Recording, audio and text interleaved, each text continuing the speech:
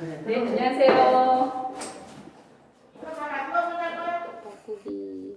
그럼 우리 고양이 방울 소리는 어떻게 날까요? 달랑 달랑 달랑. 자, 우리 쥐가 그죠? 나무를 긁는 소리 있었지. 어떤 소리가 나지? 학습지 교사는 노동자입니다. 1988년까지는 정규직 노동자였습니다. 1987년 노동자 대투쟁의 도도한 물결 속에 학습지 회사에도 노동조합이 생겼습니다. 학습지 회사들은 인건비를 절감하고 노동조합을 무력화시키기 위해서 학습지 교사들에게만 위탁 계약서를 쓰게 했습니다.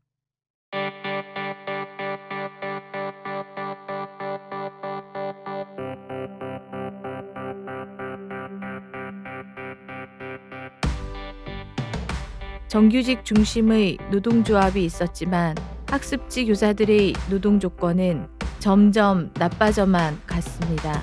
그래서 우리는 학습지 교사가 중심에 선 노동조합을 만들고 싶었습니다. 우리의 문제를 우리가 직접 해결하고 싶었습니다.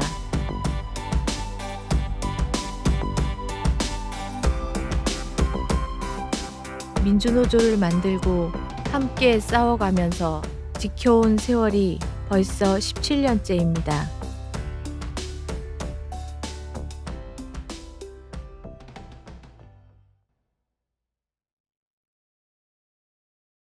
네, 저는 재능교육에 1992년도 아니면 93년도에 군포 지국이라는 곳에 재능교육 군포지국 경기도 군포에 입사했습니다. 저희가 이제 서울 강남 서초, 송파, 그다음에 성남 분당 강동권 이렇게 맡아서 저희가 이제 일지부라고 불렀었는데 그 지부에 이제 지부장을 맡고 있었습니다. 재능교육에는 정규직 노조가 있었어요. 그래서 1999년 아마 6월에 정규직 노조가 만들어진 걸로 제가 기억을 하고 있고요. 그리고 10월에 정규직 노조가 파업을 했었어요. 10월에 파업을 했고, 그런데 회사가 협상에 나서지 않았고 파업이 장기화되면서 교사들에게 구원의 요청이 왔던 거죠. 정규직 노조에서. 이대로 그냥 있을 수는 없다 해서 파업 지지도 하게 됐고 지지 발언을 했던 교사들을 다 해고를 했어요. 선생님들은 이건 있을 수 없는 일이다. 그래서 그 당시에 모였던 교사들이 다시 본사 앞에 갔어요. 회사에서는 소방호수로 교사들한테 물을 뿌렸어요. 그때가 11월 초반 이때였거든요. 그러니까 거기에 분노가 더 심했었고 교사들이 파업 지지를 또 하다 보니까 그럼 재능 노조만 뭐 노조를 만들 게 아니라 우리도 교사 노조를 별도로 이제 만들면 어떻겠느냐. 또 11월 한 중순에 그렇게 조합을 만들겠다 막 움직였고 노조 필증이 안 나올 거라고 했었어요. 민주노총에 많은 같이 함께 저희 투쟁을 도와주셨던 분들도 정교조가 10년 걸렸다. 우리는 더 많이 걸릴 수도 있다. 정석으로 뭔가를 내밀고 자료만을 제출해서는 안 된다. 뭐 노동자한테 힘이 뭐가 있겠느냐. 그냥 우리가 뭉치는 거. 다 같이 뜻을 같이 한다라는 걸 눈으로 보여주는 것밖에는 방법이 없다. 그래서 그렇게 할 수 있는 방법을 찾다 보니까 그럼 파업, 정말 파업만이 할 길이다 이렇게 된 거예요. 책을 보니까 파업은 노동자들의 학교다 이런 얘기들 많잖아요. 정말 그걸 뭐 책으로 봐서가 아니라 파업을 하는 과정 속에서 알게 됐어요. 도곡동 4옥을 그 4층을 점거해서 거기에서 이제 먹고 자고 막 하는 거예요. 그리고 일부는 또 지방에 가서 그런 식으로 타격이라 그래서 지방에 가서 우리 이렇게 파업하고 있다 지금 너희들도 함께 동참하자 알려주고 유인물 같은 거 만들어서 전해주고 서서히 지쳐갈 즈음에 노조 필증이 나왔던 것 같아요. 그래서 그날은 진짜 잊혀지지 않는 게 눈도 왔어요, 그날. 그래서 다들 해화동에서 집회를 하고 있는데 그때 저희 아마 김수복 위원장님이었을 텐데 그 위원장님이 필증이 나왔다고 이렇게 조합원들한테 다 보여주고 그날은 막 다들 아마 소리 지르는 또 와중에 눈까지 내려주고 세상 다 얻은 것 같았죠. 나중에 또 힘들 거다 이런 생각은 다 못하고 그때는 그게 아주 큰 기쁨이었고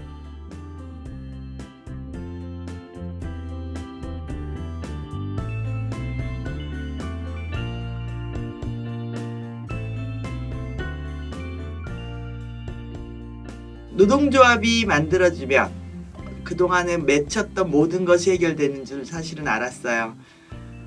그래서 그냥 노조 필증을 딱 나오잖아요. 그 필증이 딱 나왔는데 이렇게 종이 한 장 A4 용지로 나오는데 그 당시에 저희가 파업대우가 한 2,000명이었는데 그 노조 필증을 2,000부를 복사했어요.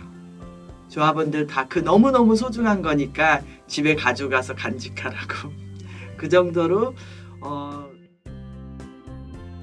재능교육 교사노조는 다음 해에 임단협을 체결하고 회비 인상 저지를 위해 3주 동안 파업을 하는 등 가열찬 투쟁을 이어갔습니다. 재능교육 교사들이 노동조합을 만들자 다른 학습지의 교사들도 속속 노동조합 건설에 박차를 가했습니다.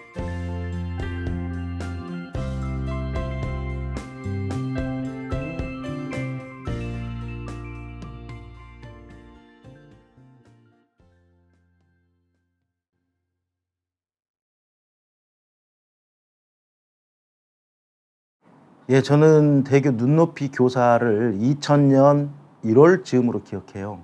2000년 1월 달 정도에 입사, 1월 말 정도인가? 그 정도에 입사를 했고 1993년에 첫 아이를 낳고 그다음에 부천에서 살았는데 그 부천에 있는 오정 지국에서 처음 대교 눈높이 일을 시작했습니다.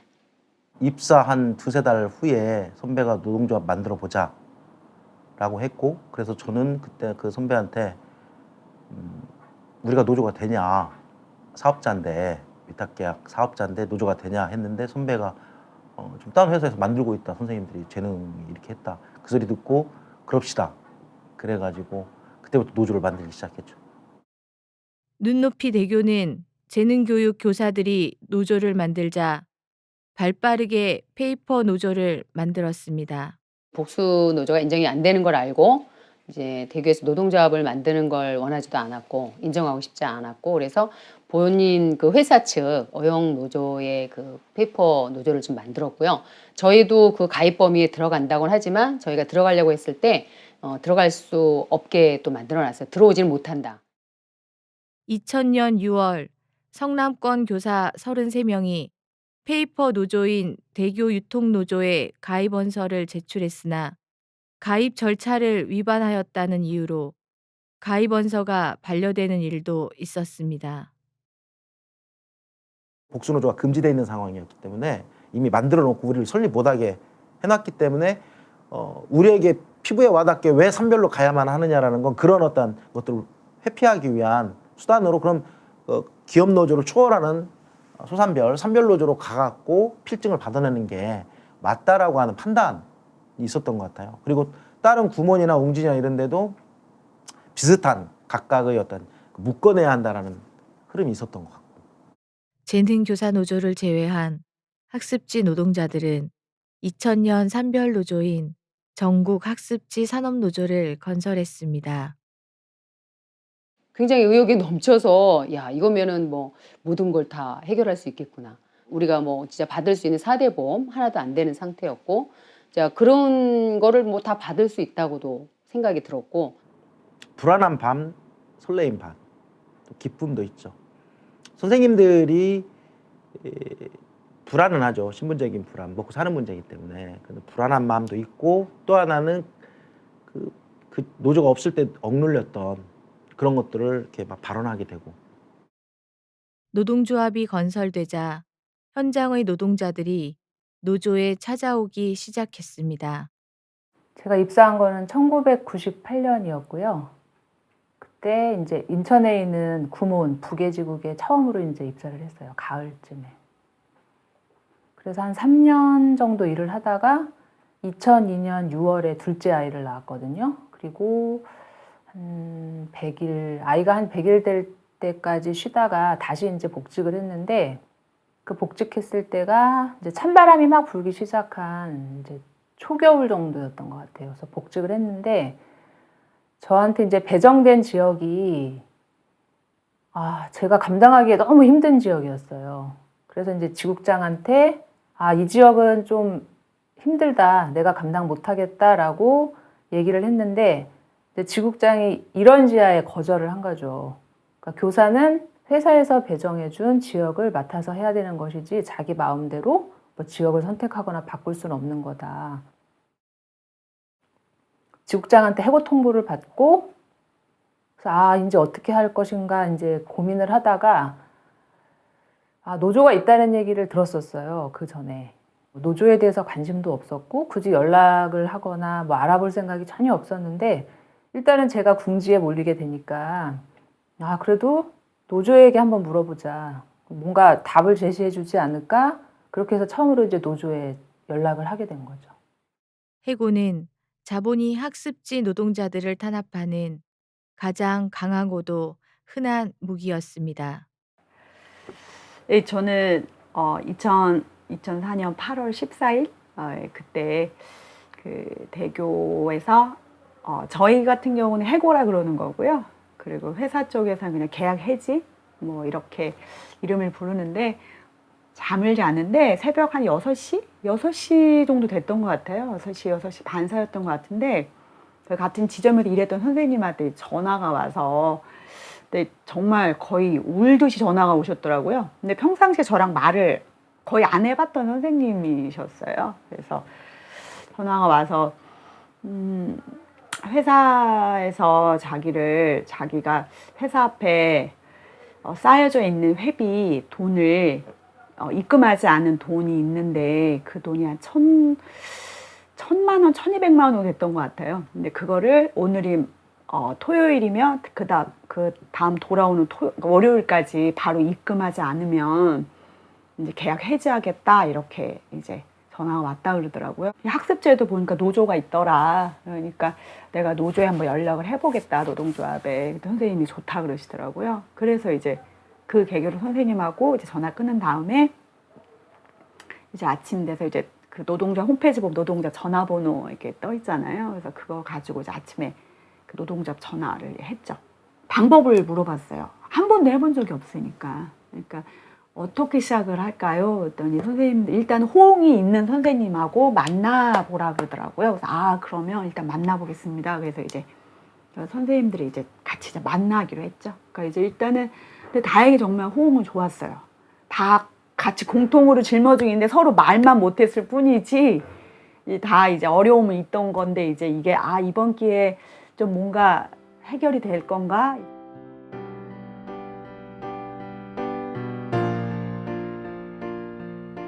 5명이 같이 투쟁을 하기로 했는데, 변호사분이 설명을 해주시더라고요. 근데 이제 되게 솔직하게 얘기를 해주셨어요.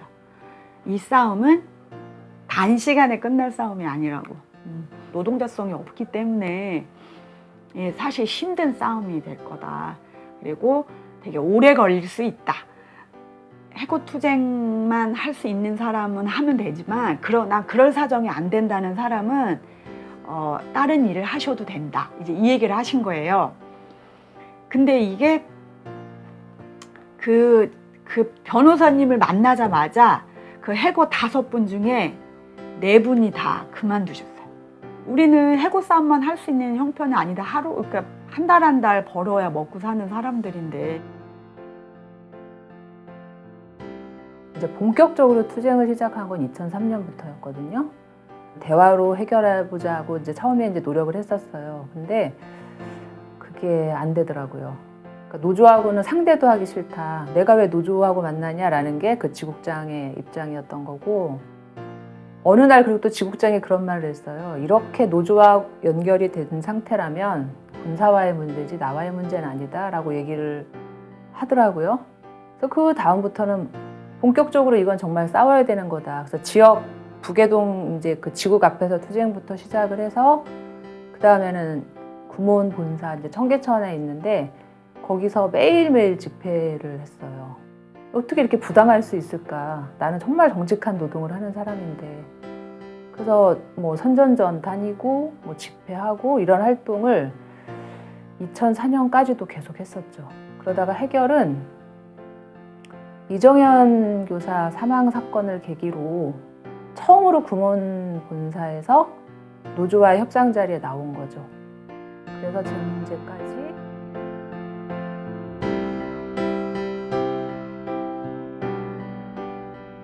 2004년 4월 19일 부당 영업에 시달리던 구몬학습 동울산 지국의 이정현 교사가 목숨을 잃었습니다.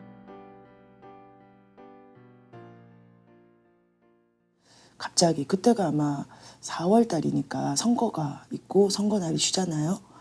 뒤에 선생님 출근을 안 한 거예요. 근데 왜 안 했지? 이랬는데 그 뒤에 병원에서 이제 돌아가셨다는 말을 듣게 된 거죠. 그러니까 전부 다 굉장히 놀라고 그런 상황인데 그 뒤에 보통 이제 그 교사가 그만두거나 하게 되면 수업하던 아이들이 인수인계가 이루어져요. 근데 그 인수인계 과정에 보니까 한 200과목 정도 수업을 한 선생님인데 70여 과목 정도만 인수인계가 되는 거죠. 그래서 사무실이 막 발칵 뒤집혔죠. 이게 어떻게 된 일이냐. 그러면서 이제 상황에 대한 파악이 이루어지고 그 과정에서 이제 여러 가지 일들을 알게 된 거죠.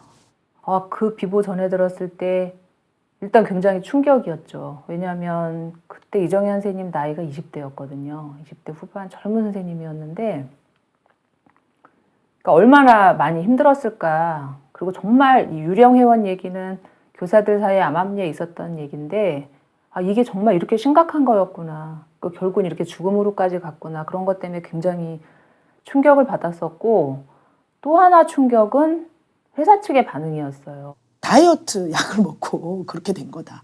라든가 이런 것들이 울산에 있는 구몬학습 사무실에 광범위하게 이제 막 퍼져 있는 거죠. 그리고 심지어 뭐 자살했다더라. 뭐 이런 말까지 해서 사실 그 망자에 대한 교사에 대한 너무나 큰 이렇게 뭐랄까 이렇게 악선전이잖아요. 그래서 같은 사무실에 있던 저희들로서는 이제 그런 부분에 굉장히 분개할 수밖에 없었죠. 저희가 좀 선택할 수 있는 투쟁 방법이 생각보다 그렇게 많지 않더라고요. 그러니까 왜냐하면 뭐 수업을 안 나가는 방식으로 파업이나 이런 방식으로 하기에는 이렇게 호응을 얻을 수 있을까 이런 것도 그렇고 그래서 저희가 선택한 방법은 그냥 이렇게 많이 알려내는 방법, 선전전 이렇게 피켓 들고 와서 선전하는 거. 그래서 울산에서 근거리인 부산 정도를 중심으로 해서 가고 알려내는 걸로 하고 구몬의 이은옥 조합원과 대교의 권미연 조합원의 부당해고 철회 투쟁이 진행되고 있을 때 그리고 이정현 교사의 문제 해결을 위한 투쟁이 진행되고 있을 때 노동조합에는 또 하나의 슬픈 소식이 전해졌습니다.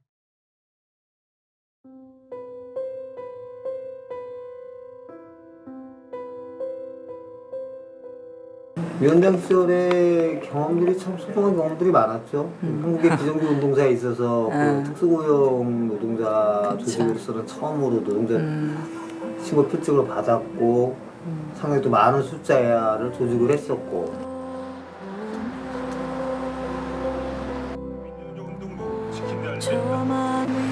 비정규 집회의 그날 정중대 동지의 걸걸한 목소리로 외치겠습니다. 사람이 사람답게 사는 세상 반드시 동지의 영전에 바치겠습니다. 다시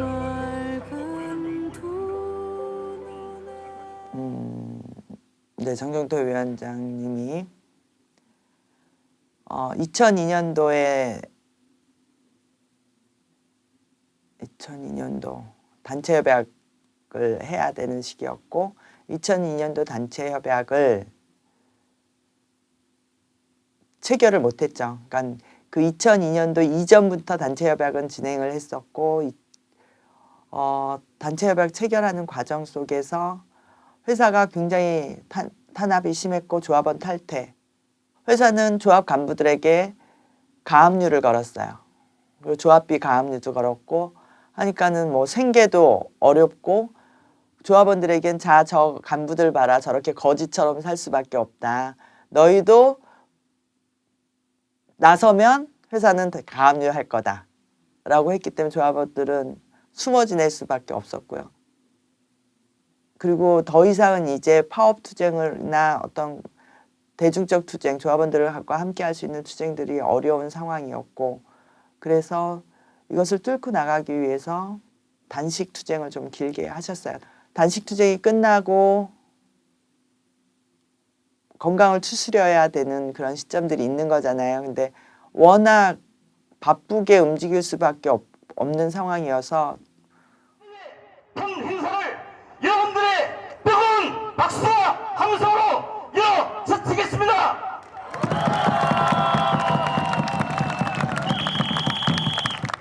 2002년도에 인단역 갱신을 위해서 꽃피는 5월에서 시작했던 투쟁이 해를 넘겨 다시 꽃피는 봄을 맞이하고 있습니다. 투쟁에서 항상 선봉에서 살자고 열심히 투쟁하겠습니다. 수고를 믿고 동지들 끝까지 함께 투쟁해 주십시오. 감사합니다. 집회 끝나고 가는데 버스 안 시내버스였던 것 같은데 버스 안에서 전화가 왔어요. 정동태 위원장한테. 그래가지고 서 위원장, 내가 위원장이었던 것 같아요. 서 위원장 그러고 왜요? 그랬더니 야 나 캔슬해 그러더라고. 그래서 뭘 캔슬한다고 하는 줄 알았어. 캔슬해 그러더라고. 그러니까 자기 이름으로 자기가 자기 말로 나 암 걸렸어 이렇게 말 못하니까 그랬던 것 같아요. 중퇴 생각하면 미안해요. 그러니까 사람이 되게 좋은 사람인데 되게 고독했을 것 같아요. 외로웠을 것 같다. 운동한 사람으로서 그런 생각이 들어서.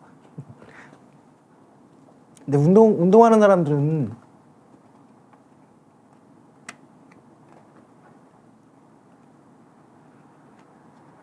외로워요.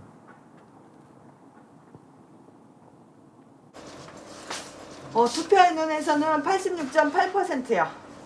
찬성률이. 투표 인원으로 했을 때는. 수고들 하셨습니다. 전부 다 너무 고생하셨습니다. 네, 이제 사업자.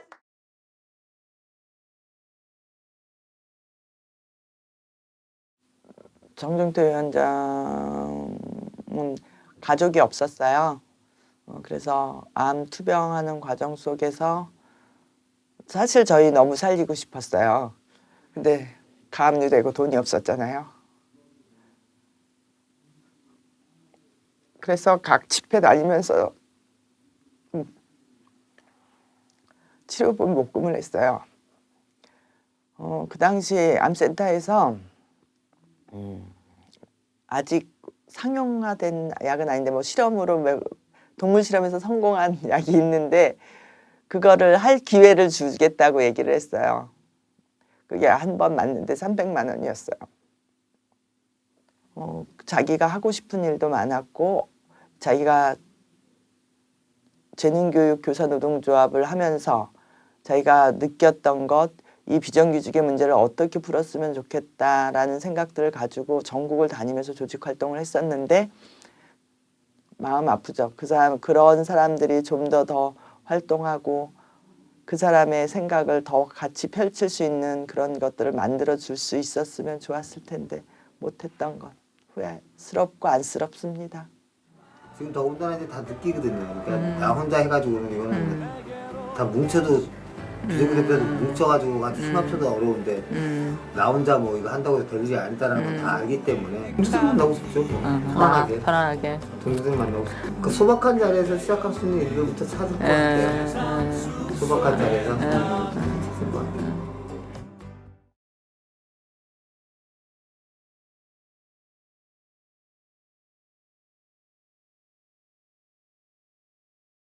2005년 봄 노동조합은 학습지 단일노조 추진위원회를 발족하고 재능교육 교사노조를 포함한 단일노조 건설 논의를 본격적으로 시작합니다. 그리고 그해 12월 최근한 대교 지부장은 눈높이 대교로부터 해고 통보를 받습니다. 혼자일 때는 언제든지 쏘이고 길거리로 내볼 수 있지만 우리가 뭉친다면 아무것도 아닙니다. 우리가 뭉친다면 다 보낼 수 있습니다. 나도 내 자식 맛있는 거 먹이고 싶고 나도 내 자식 복구시키고 싶습니다.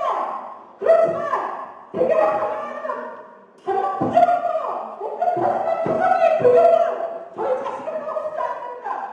그런 부정함을 알고 그때 최근한 동지도 해고가 되면서 그때 최근한 동지가 그때 대교 지부장 이제 맡을 때였거든요. 그래서 대교가 이번에는 본보기로 해고를 한 거다, 최근한을. 회사 쪽의 탄압에 대해서 계속 이렇게 밀리고 있는 상태였기 때문에 그때 당시에 대교 지부장의 해고에 대해서 좀 공동으로, 그리고 또 그동안 계속 더 이상 밀릴 수 없다는 어떤 급박함, 절박함, 그래서 이거를 뚫고 넘어가지 않으면 향후의 어떤 전망을 찾기가 어렵지 않겠냐. 그때가 2006년 1월 1일이었어요. 저희 그때 모여가지고 이제 대책회의를 했는데 이걸 여기서 안 막아내면 노동조합도 앞으로 더 힘들겠다. 노동조합은 2006년 1월 눈높이 대교 본사 앞에 천막을 쳤습니다. 눈높이 대교는 용역 깡패를 동원하여 조합원들에게 폭력을 휘두르기도 하고, 공권력은 자본의 편에 서서 천막 농성장을 철거하기도 했습니다. 천막 농성 1년이 가까워지면서 노동조합과 조합원들의 상황은 점점 힘들어졌지만 노동조합은 구속을 결의하며 각오를 새롭게 다졌습니다. 마음은 그랬어요. 그게 운명이라면, 그때까지는 그런 거 있었잖아요. 그게 운명이라면 받아 안겠다. 만약에 근데 한 3년 5년 산다 하더라도 한번 붙으면 그건 피해는 감수해야 하는 거 아니에요. 그래서 뭐 그것까지 각오하자. 1월부터 10월까지 이제 싸움을 하게 되면서 얘네들이 이제 뭐 점점 문제가 이제 커지는 거죠. 여론도 많이 탔고 저희가. 구속 결의 후 학습지 노동자들은 파업을 결의하고 덤프연대 등 특수고용 노동자들과 연대투쟁을 계획합니다. 이후 회사는 전향적인 자세로 교섭에 임하게 되었고 2006년 11월 노동조합은 눈높이 대교와 최근한 지부장의 원직 복직에 합의하기에 이릅니다. 뭐 노동조합을 한다는 이유로 또는 뭐 이제 이 사람들을 함부로 자르는 거에 대한 거, 회사에서는 자기네 맘대로 쓰고 맘대로 자르는 거에 대해서 저희는 좀 경고를 주지 않았나. 최근한 동지까지만 복직을 허용을 한 거죠. 예, 그 전에 해고된 동지들한테는 이제 아닌 거고, 그리고 저 같은 경우는 제가 듣기에 다른 사람 다 복직시켜도 건면은 안 시킨다는 막 이런 이상한 얘기도 있고 있었어요. 최근한 동지가 복직된 것만도 전 큰일을 했다고 생각을 해요. 우리가 밀리지 않고 뭔가 마지막 절박함을 갖고 투쟁을 해서 실제로 그게 성과 있게 우리가 생각한 거에는 못 미칠 수는 있지만 그래도 우리도 반격할 수 있다라는 뭔가 계기, 자신감 같은 걸 심어주었던 투쟁이었다고 생각합니다. 그 각 지부의 문제들이, 그다음 재능의 문제들까지도 대교 싸움으로 뭉쳐졌잖아요. 그래서 그 천막 싸움이 갖고 있는 상징성이 크다. 그래서 이후에 그 싸움 끝나자마자 구몬의 이정현 선생님 사망 사건 같은 경우 이런 것들은 사실 빠르게 해결이 됐거든요. 대교 천막 투쟁이 한창이던 2006년 4월 재능교육 교사노조는 전국 학습지 산업노동조합과 함께 하기로 합니다. 재능교육 교사노동조합도 그렇고 전국 학습지 산업노동자 각 그 회사별 지부도 마찬가지였듯이 사실 공통으로 이 법적인 그 학습지 교사의 지위 문제와 관련해서 노동자로서 인정받지 못하는 공통의 문제점을 갖고 있었고 공동으로 대응하는 것이 당연히 더 유리하다. 이후 노동조합은 대교 천막투쟁으로 쌓인 투쟁력을 바탕으로 고 이정현 교사의 문제를 해결하고 이은옥 교사의 복직에도 합의했습니다. 그때 복직 결정이 났어요. 그래서 이제 다시 계약서도 쓰고 그리고 이제 그동안 해고 기간 동안 받지 못한 급여도 일부 정산해서 받아서 뭐 일정 정도 승리한 투쟁이기는 한데 그러니까 완전한 승리는 아니었던 거죠. 이정인 교사 사건이 없었다면 절대 구문 본사에서는 노조와 만나주지 않았을 것 같아요. 교섭이 타결될 때까지 한 3년 걸렸어요. 만 3년. 3년 정도 걸렸는데 좀 뭐 이렇게 일 끝나고 나면 한 10시, 밤 10시쯤 되는데 저희 집 근처에서도 맥주를 몇 번 먹었죠. 그래서 굉장히 이제 그냥 좀 조용하고 인상이 부드럽고 다른 사람들한테 싫은 소리 잘 못하고 뭐 그런 이제 좀 따뜻한 선생님으로 기억하거든요. 저희 집 아이도 알아요. 저희 집 아이도 알아서 아마도 제가 이제 투쟁을 시작할 때 관리자가 그런 이야기를 했거든요. 선생님 노조하면 선생님이 상처를 너무 많이 받을 건데 왜 하려고 하냐. 뭐 그런 이야기를 했을 때 저는 그렇게 이야기했던 걸로 기억을 해요. 아무도 안 싸워도 나는 싸울 거다. 이길 수 없어도 싸울 거다. 진다는 게 분명해도 싸울 거다. 왜냐하면 이 사건은 우리 집 애도 알고 그리고 내 양심이 알지 않냐. 지금 저희가 노동조합을 계속 하는 이유도 혹시나 그런 사람이 있을까 봐 우리가 뭐 다는 못하더라도 최선을 다해서 알려내고 이렇게 일해야 된다 저렇게 일해야 된다 어떤 게 올바른 길인가를 알려내는 게 그런 어떤 좀 슬픈 일들을 막아낼 수 있는 일이 아닌가 그렇게 생각해요. 자본의 탄압은 계속됐습니다. 2007년 2월 노동조합 대의원 후보에 출마한 한솔교육의 김진찬 조합원이 해고되었습니다.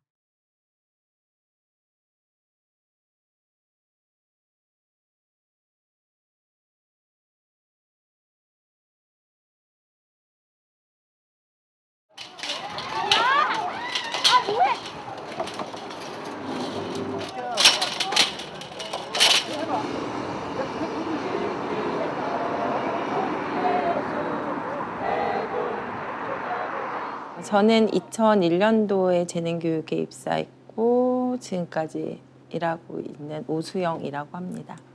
네, 저는 1998년 2월에 재능교육 수원에 있는 우만지국이라는 곳에 입사한 여민이라고 합니다.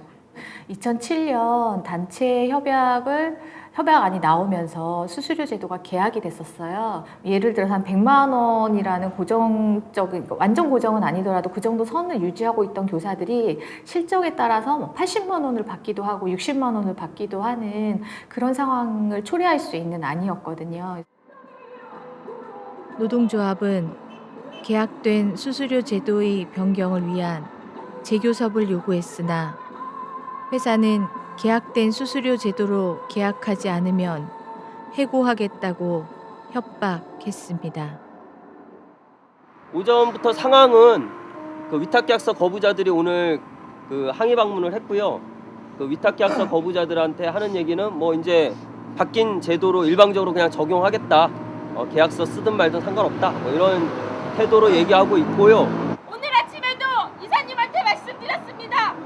회사가 살려면 선생님들 급여 제대로 주고 현장에 교사들이 일할 수 있게 해야 한다고 했습니다. 다 공감한다고 합니다. 근데 급여는 삭감하겠답니다. 다시 교섭하자라고 요구를 했는데 교섭이 이루어지지 않고 있는 상황이었고 그래서 어떻게 싸워야 되냐 고민을 하다가 그날 이제 농성을 시작하게 된 거죠.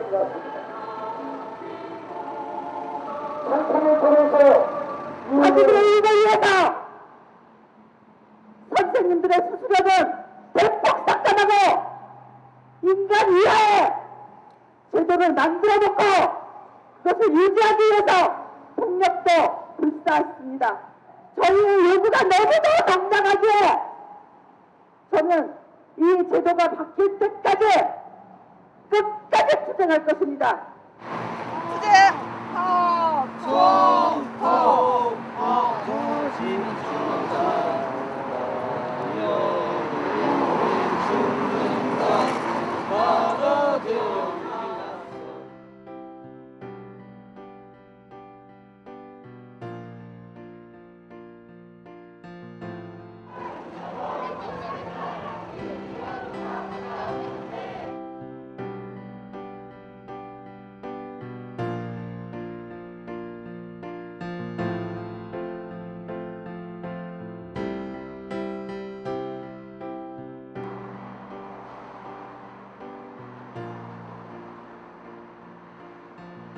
(2007년 12월에) 시작한 투쟁은 자본과 공권력의 탄압 속에도 끈질기게 지속됐습니다.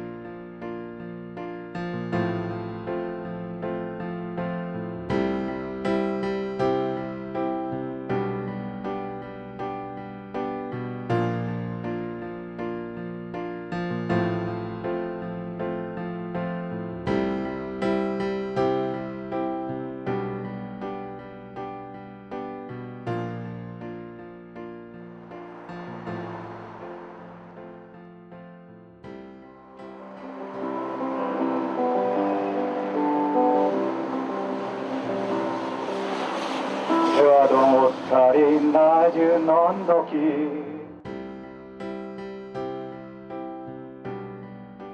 하루하루가 되게 지옥 같다라는 생각을 되게 많이 했었어요. 그러니까 뭐 늘 긴장하고 있어야 되고 언제 폭력적인 상황이 벌어질지 모르는 것도 있었고, 그때 2010년도에는 이제 회사에서 용역을 고용을 해서 회사 앞에서 끊임없이 폭력적인 상황, 그리고 언어 폭력, 뭐 성희롱, 그리고 조합원들 차량에 뭐 타이어에 이렇게 빵꾸를 낸다던가 아니면 뭐 차량 엔진에 모래를 넣는다던가, 그러니까 생명이 위협을 느낀다라는 생각을 되게 많이 했었고, 더 많은 사람들이 이 싸움에 대해서 알고 우리 정당성을 다른 재능 선생님들이나 학습지 교사들이 인정해주고 함께하면 좋을 텐데, 시간이 갈수록 이제 조합원들은 점점 줄고 떠나고 급기야는 회사에서 조합원 전원해고 막 이래가지고 조합원들이 다 회사를 그만두거나 아니면 해고가 되는 상황, 되게 많이 답답했었죠.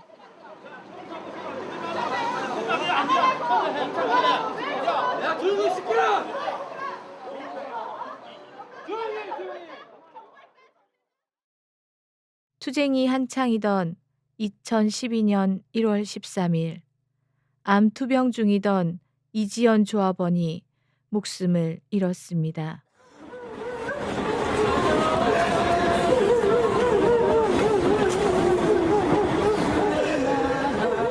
농성장에 있을 때 여동생에게 전화가 왔었어요. 그래서 언니 오늘 보내야 될 것 같다고 의사 선생님이 이제 마지막일 것 같다라고 하셔서 와서 인사를 하라고 그렇게 이야기를 하더라고요. 그래서 농성장에 있던 조합원들하고 또 평상시 가까이 지냈던 예전 조합원들 전화를 해서 이제 오라고 해서 언니한테 가서 마지막 손 붙잡고 작별 인사를 했어요.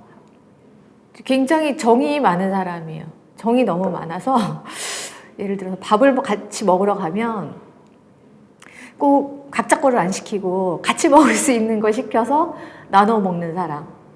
그리고 사람 칭찬을 굉장히 잘해요. 장점을 칭찬을 굉장히 많이 하고 좋은 점을 많이 부각시켜줘서 자신감을 갖게 하고 배려도 많고, 정말 언니 같은, 저보다 나이가 많았는데 정말 친언니 이상으로 그렇게 마음 써줬던 사람이죠. 지금은 그야말로 절절한 생존의 문제로 다가오고 있습니다. 며칠 전 이지연 조합원은 재능교육 교사노동조합을 만들 때 발기인으로 참여하는 한편 누구보다도 조합을 사랑하고 조합을 지키기 위해 노력한 동지였습니다.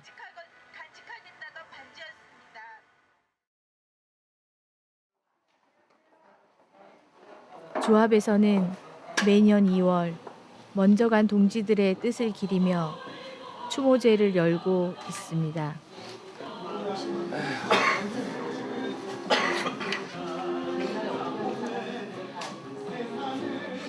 함께 기억할 수 있는 추억을 남겨줘서 정말 고맙고 내게 용기를 줘서 정말 고맙고 언니의 이름 앞에 회고자라는 수식어를 떼어주고 싶었어.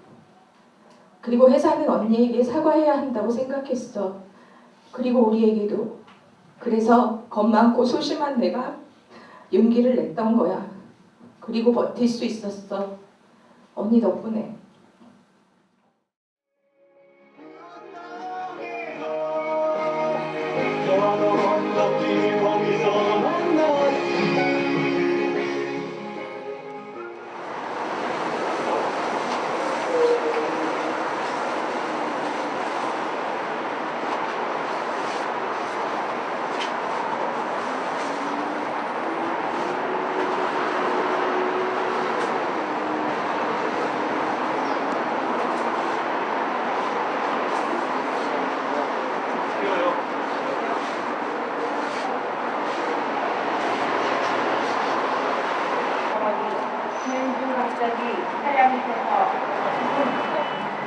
문 잠그고 오시는 건가?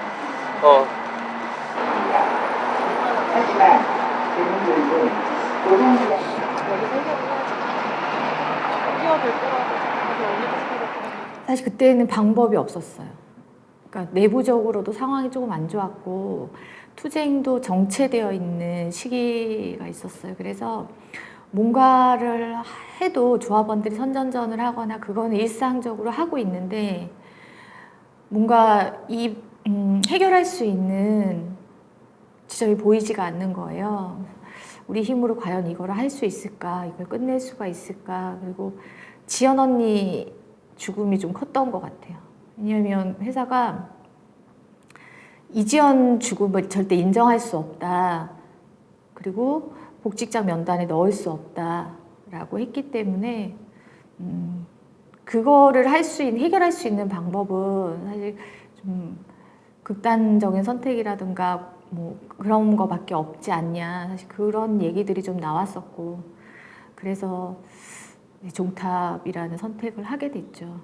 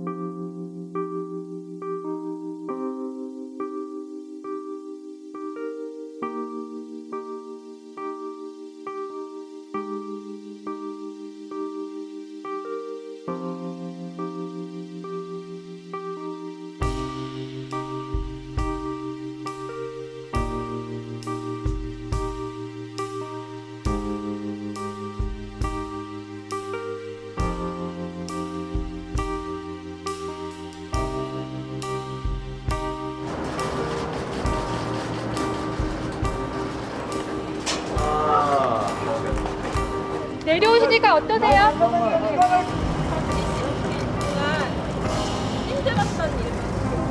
기본 노동조합과 학습지 노조의 합의문은 2076일간 하루하루 쌓아올린 상처와 분노, 연대와 투쟁의 결과물입니다. 살기 위해서, 살고 싶어서 함께 싸우고 끝까지 함께 싸웠으면 좋겠습니다. 고맙습니다.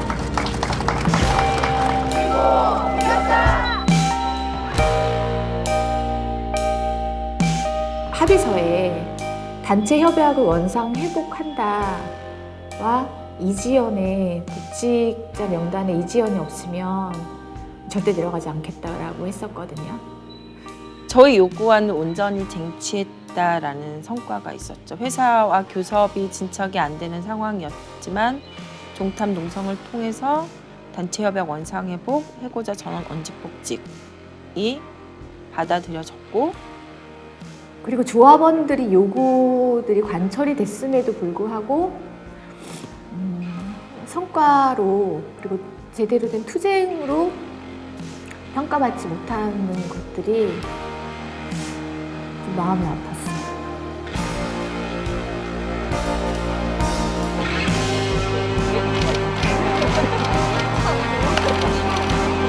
이게 제일 어려운데 올라오고 있는 거예요.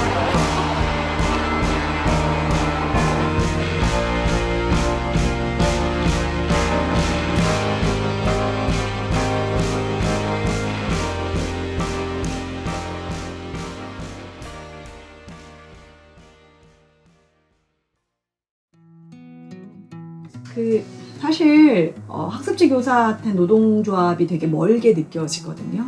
그래도 든든하다는 말은 저는 좀 들었어요. 해고 투쟁하고 다닐 때 선생님처럼 계약 해지 이런 부당하게 됐을 때 내가 연락할 수 있는, 도움을 요청할 수 있는 그런 곳이 있다는 게 솔직히 든든해요 라는 말을 많이 들었었어요. 우리 학습지 노조를 하는 현재 남아서 그렇게 10수년째 이끄는 동지들한테 존경심을 보냅니다. 정말로 그 당시에는 미웠어요. 미운 사람도 있었어요. 미운 사람도 있고 나랑은 다른데 왜? 조합이라는 건 우리는 일반 노조랑은 좀 다르다. 일반적인 노조랑은 많은 희생과 많은 어떤 어려움이 있다. 근데 그거를 상쇄시키는 건 서로 간에 의지하고 믿는 거. 그리고 약간 노조 활동하는 게 기뻐야 하고. 기존에 활동했던 동지들이 아직도 활동하고 있는 모습을 지금 보고 있는데 집행부에도 젊은 피가 빨리 좀 더 수혈이 됐으면 좋겠고 아직도 고생을 하고 있다는 점에서는 한편으로는 고맙고 한편으로는 미안하고 교사들이 선생님들이 노조에 당장 가입하기 어려운 점 이런 부분에서 이해는 해요. 그렇지만 그 벽을 뚫고 노조 활동을 하고 알려내고 하는 사람들에 대한 지지와 성원 한 발 더 나가서 노동조합에 가입해서 정말 불합리한 부분들을 조금씩 개선해 나가는데 힘을 보탰으면 좋겠다 이렇게 생각을 하죠.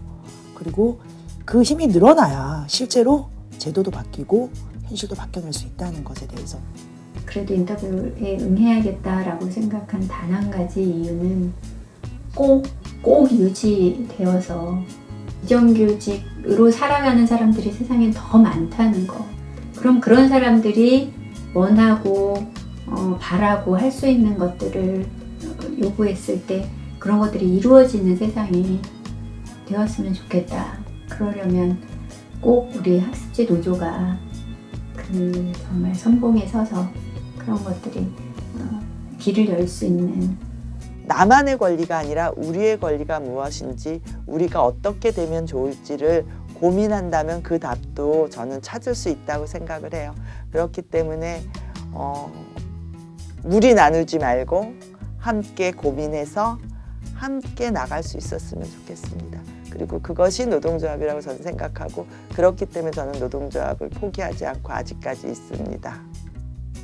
또 그동안 활동했던 그 수많은 사람들의 의미들이 정말 학습지 노조로의 조직의 성과로 남게 하기 위해서 만들어 가려고 하고 있고 그런 의미에서 현장에 계신 학습지 교사분들이 학습지 노동조합의 그동안의 진정성 있는 수많은 활동들을 보시고 함께 해주셨으면 좋겠습니다.